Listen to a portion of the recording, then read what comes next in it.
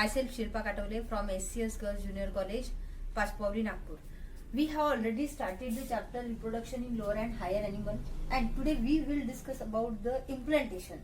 We have already finished blastulation and we will start implantation. The blastocyst after its formation get implanted or embedded into the endometrium of the uterus. जब blastulation की phase complete हो गई है तब वो uterus में आ चुका होता है, यूटेरस में प्रेजेंट है, उसके बाद ही इम्प्लांटेशन की प्रोसीजर हो सकती है. This process usually begin on the 7th day after fertilization and by the end of 10th day the embryo is completely buried inside the endometrium.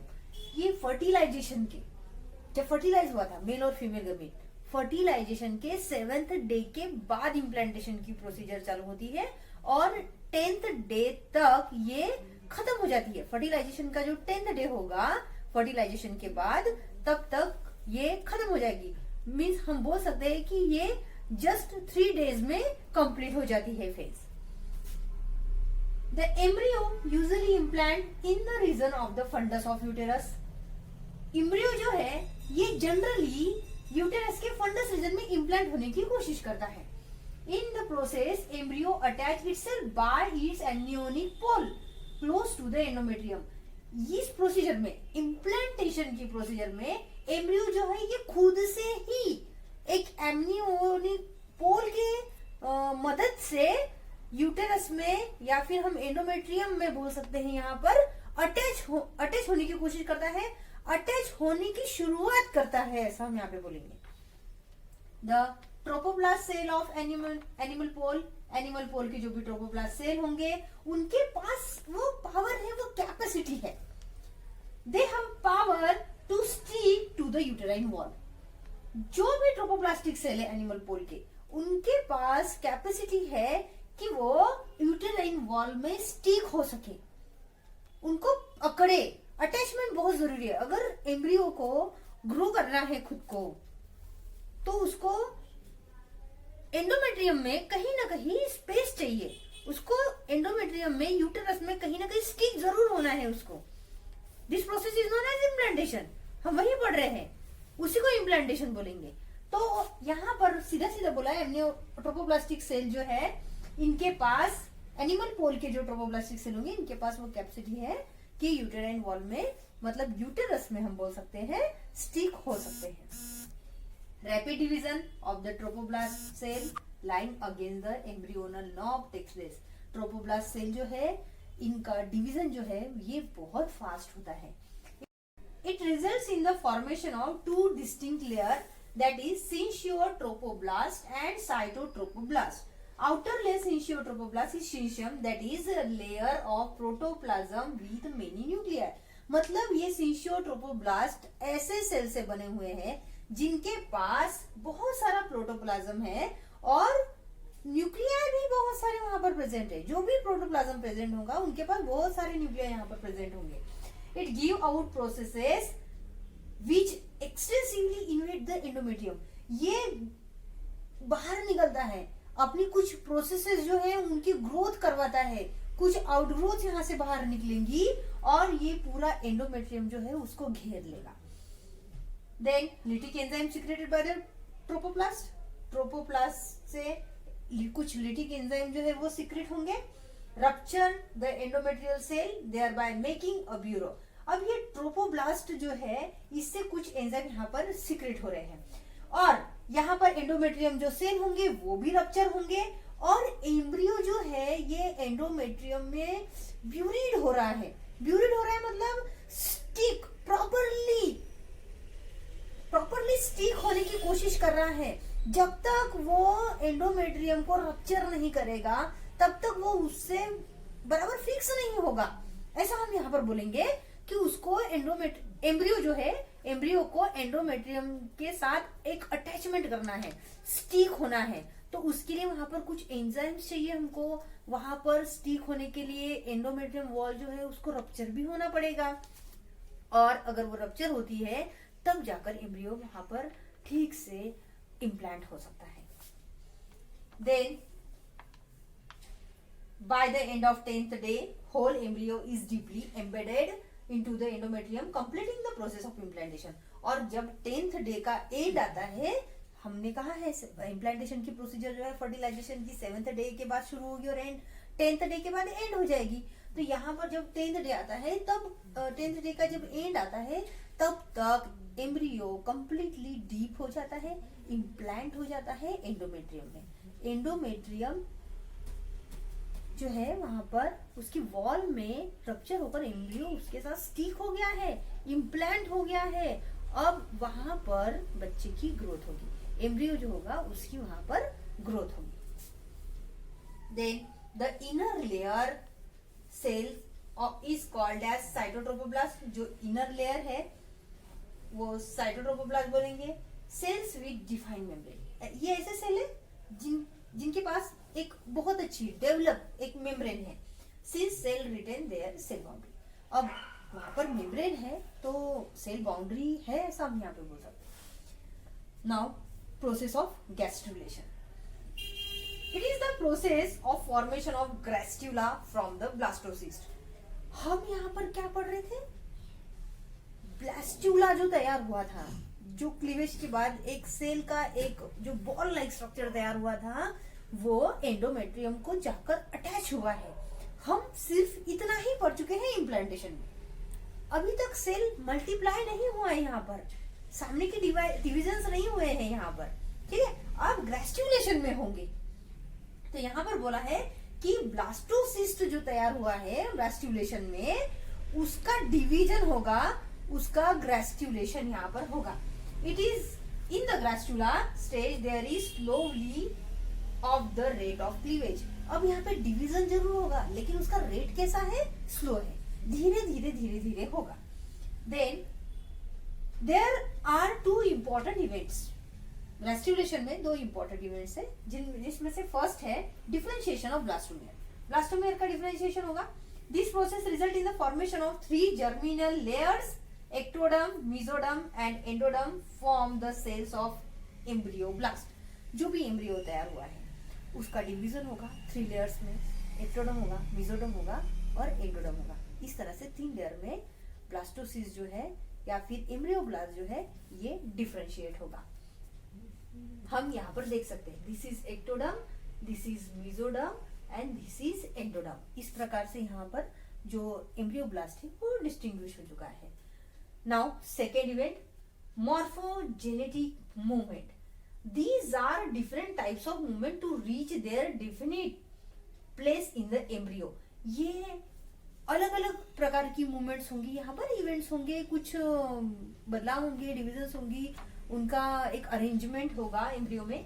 ग्रेस्ट्यूलेशन begin in the embryoblast cell on about 8 day after fertilization. Fertilization के 8 day के बाद ही यहाँ पर ग्रेस्ट्यूलेशन की procedure चालू हो जाएगी embryo में. Cell on free end of inner cell mass. Inner cell mass के बारे में हम ब्लास्टोसिस्ट में देख चुके हैं. ब्लास्टुला की जो स्टेज थी हमारी, ब्लास्टुला की जो पूरी प्रोसीजर थी हमारी, हम उसमें पढ़ चुके हैं. तो इनर सेल मास जो होता है उसके फ्री एंड साइज के जो भी सेल होंगे, जो भी सेल प्रेजेंट होंगे, उनको हम यहाँ पे हाइपोब्लास्ट बोलेंगे, जो कि प्रिमिटिव एंडोडर्म यहाँ पर तैयार करते हैं. ये फ्लैट रहेगा और डिवीजन स्टार्ट करेगा. यहाँ पर start dividing and grow downward toward the blastocoel. Blastocoel मतलब जो कैविटी प्रेजेंट है उधर साइड में वो ग्रो करना शुरू कर देगा. Cavity of blastocoel, this layer is called as endoderm, is first to differentiate. देखो यहाँ पर इन्होंने क्लियर बोला है, इनर सेल मास जो उसका जो भी फ्री एंड रहेगा, उसके साइड के जो सेल रहेंगे वो सेल को हम हाइपोब्लास्ट बोलेंगे, ये प्रिमिटिव एंडोडर्म बोलेंगे इनको, और ये फ्लैट बन जाएंगे, ये ग्रो करना शुरू करेंगे टुवर्ड द ब्लास्टोसील. ब्लास्टोसील मतलब ब्लास्टुला में जो ओपन स्पेस थी, जहां पे वैकेंट जगह थी, उस साइड में ये ग्रो करना शुरू कर देंगे. और ये ऐसे पहले सेल्स है जो सबसे पहले डिफरेंशिएट होंगे, सबसे पहले ये ऑर्गन का फॉर्मेशन शुरू करेंगे, डिवीजन शुरू करेंगे सेल का. Then it grow within the blastocoel and form a sac. ये ब्लास्टोसील की तरफ ग्रो होते हैं और ये एक सैक बनाते हैं जिसको हम योक सैक बोलते हैं. हम यहाँ पर देख सकते हैं, this is yolk sac. The remaining cell of the inner cell mass. अब इनर सेल मास के फ्री एंड के सेल के बारे में हमने बात कर ली. तो दूसरे जो बचे हुए सेल है वो सेल रॉबर सेल के कांटेक्ट में आकर इपीब्लास्ट बनाएंगे, या फिर जो सेल उनके कांटेक्ट में आएंगे उनको रॉबर सेल के कांटेक्ट में आएंगे उनको हम यहाँ पे इपीब्लास्ट बोलेंगे। दिस इज प्राइमरी एक्टोडर्म, मतलब ये एक्टोडर्म की लेयर तैयार करेंगे यहाँ पर। Both layer form a flat bilaminar embryonal disc. दोनों लेयर एक्टोडर्म मेसोडर्म दोनों लेयर यहाँ पर एम्ब्रियोनल डिस्क के जैसे दिखेगी, फ्लैट दिखेगी हमें। After formation of endoderm the second layer to be differentiate is the ectoderm. अब हम पढ़ चुके हैं सबसे पहली जो लेयर थी डिफरेंशिएट होने वाली वो एंडोडर्म थी। अब दूसरी लेयर यहाँ पे तैयार हुई है एक्टोडर्म। तो ये एक्टोडर्म लेयर तैयार होने के बाद ये लेयर भी क्या करती है, डिफरेंशिएट होना स्टार्ट करती है। And this both layer are responsible for the formation of organs. ये दोनों लेयर बॉडी के ऑर्गन्स तैयार करना शुरू कर दे। दोनों लेयर्स में जो सेल्स होते हैं ये बॉडी के ऑर्गन्स बना सकते हैं, इनमें वो कैपेसिटी होती है। Then after formation of endoderm and the second layer to be differentiate is the ectoderm. Endoderm के बाद एक्टोडर्म ऐसी लेयर है, दूसरी लेयर जो डिफरेंशिएट हो सकती है। The cells of epiblast divide and redivide and move in such a way that they enclose the amniotic cavity.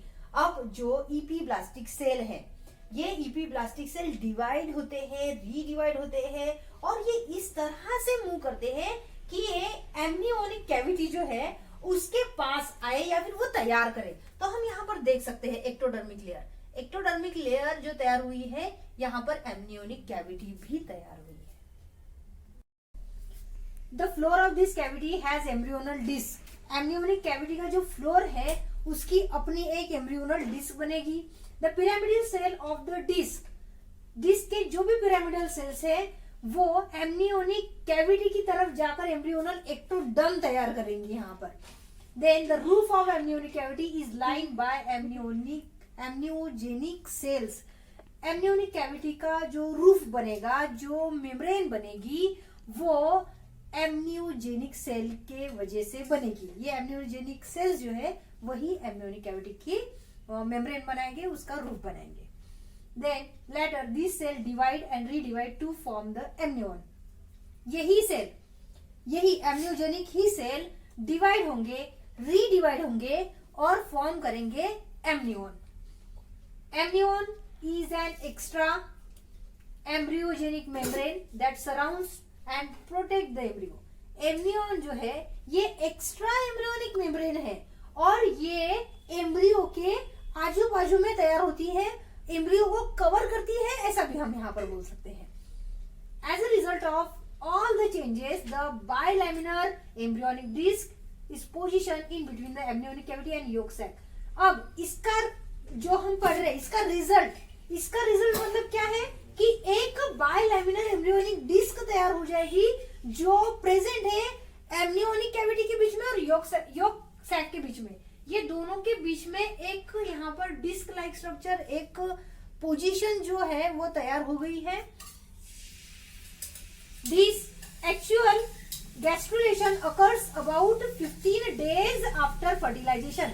Fertilisation के 15 दिन बाद यहाँ पर गैस्ट्रुलेशन की प्रोसीजर जो है वो चलती है, 15 दिनों तक चलती है। 15 दिनों में ये खत्म भी हो जाती है। Then in which bilaminar disc is transformed into trilaminar embryonic disc। अब तक ये बाइलैमिनर थी, दो ही लैमिना यहाँ पर प्रेजेंट था, दो ही लेयर यहाँ पर प्रेजेंट थी। एक्टोडर्म प्रेजेंट थी और एंडोडर्म प्रेजेंट थी। एक्टोडर्म और एंडोडर्म प्रेजेंट थी। मेसोडर्म अभी तक फॉर्म नहीं हुई थी, लेकिन जब फर्टिलाइजेशन के 15 दिन कंप्लीट हो जाते हैं उसके बाद यहाँ पर मेसोडर्म भी तैयार हो जाएगी, जिसके बारे में हम अभी यहाँ पे पढ़ रहे हैं। This transformation occurs by division, rearrangement and migration of the cell of epiblast। और ये सब यहाँ पर इसलिए हो रहा है क्योंकि epiblast के सेल जो है ये माइग्रेट हो रहे हैं, इनका डिवीजन हो रहा है, इनका रीअरेंजमेंट यहाँ पर हो रहा है। Then it begins with formation of primitive streak and shallow groove on the surface is called as primitive groove। यहाँ पर ये जो रिजल्ट है, जो सेल का डिवीजन हो रहा है, रीअरेंजमेंट वगैरह जो हो रहा है, माइग्रेशन हो रहा है, इसका रिजल्ट क्या होगा कि प्रिमिटिव स्ट्रिक वहां पर तैयार हो रही है, शैलो ग्रूव वहां पर तैयार हो रही है उस सरफेस पर, जिसको हम प्रिमिटिव ग्रूव भी यहाँ पे बोल सकते हैं। This streak progresses from posterior to anterior end of the embryo. और ये जो स्ट्रिक तैयार होगी ये पोस्टीरियर से शुरू होगी और एंटीरियर रीजन तक जाएगी एम्ब्रियो के। From side of primitive streak के साइड से एक तीसरी लेयर जो है वो तैयार हो जाएगी और third layer of cells called mesoderm extend between ectoderm and endoderm. यहाँ पर देखो बोला गया है जो भी प्रिमिटिव स्ट्रिक है उसकी जो साइड है वहां पर एक सेल की एक लेयर बनेगी, एक तीसरी लेयर बनेगी जिसकी पोजीशन होगी एंडोडर्म और एक्टोडर्म के बीच में। हम पहले बता चुके हैं एक्टोडर्म और एंडोडर्म के बीच में यहाँ पर मेसोडर्म की एक लेयर तैयार होगी। Then anterior end of primitive groove communicate with yolk by aperture called blastopore. यहाँ पर एक पोर तैयार होगा योक सैक के साथ। प्रिमिटिव ग्रुप जो है एंटीरियर एंड जो है प्रिमिटिव ग्रुप का यहाँ पर एक ब्लास्टोपोर तैयार करता है जो फ्यूचर में एनस में कन्वर्ट होगा। Embryonal disc now has differentiated into 3 layers.